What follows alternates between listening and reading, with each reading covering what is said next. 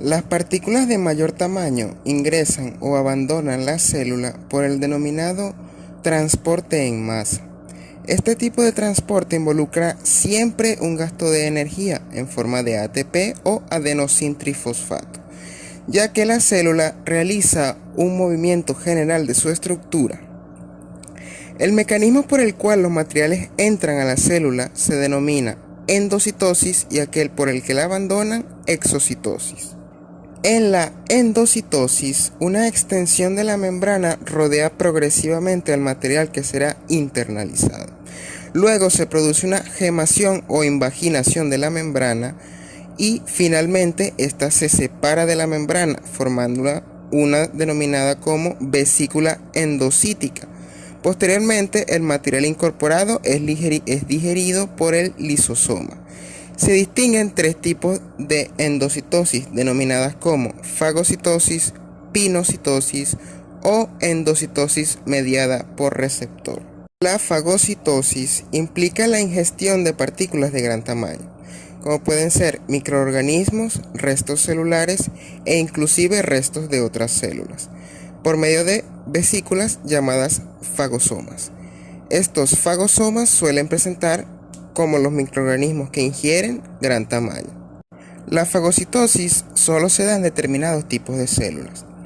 En algunos organismos unicelulares, como pueden ser los protistas, constituye un modo de alimentación, es decir, engloban grandes partículas, como por ejemplo bacterias, por medio de prolongaciones de la membrana plasmática, llamados pseudópodos, y las internalizan, formándose así un fagosoma o vesícula fagocítica. Posteriormente será degradada por las enzimas lisosomales.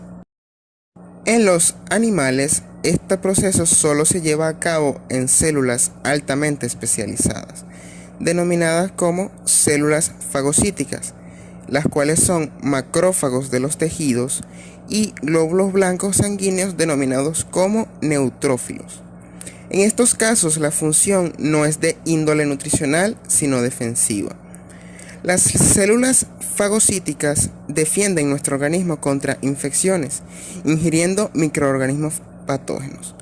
Otra función sería la de eliminar células muertas o dañadas o, a su vez, restos celulares.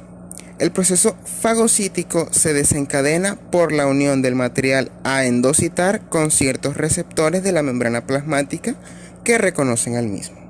La pinocitosis, por su parte, es un proceso de incorporación de fluido y de partículas disueltas en él por medio de pequeñas vesículas.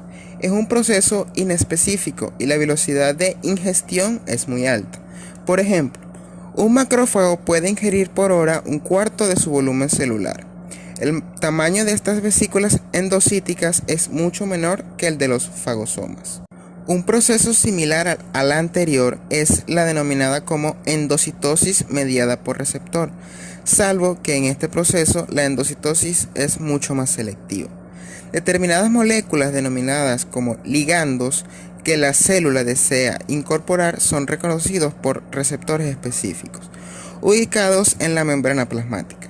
Los ligandos se unen a estos receptores y a estos complejos ligando-receptor confluyen, gracias a la fluidez de la membrana, a determinadas zonas de la misma donde serán endocitados.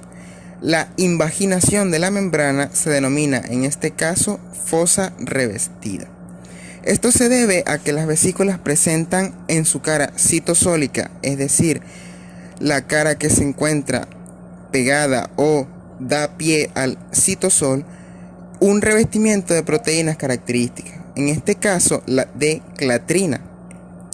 La función de la misma sería, entre otras, permitir que se produzca la invaginación.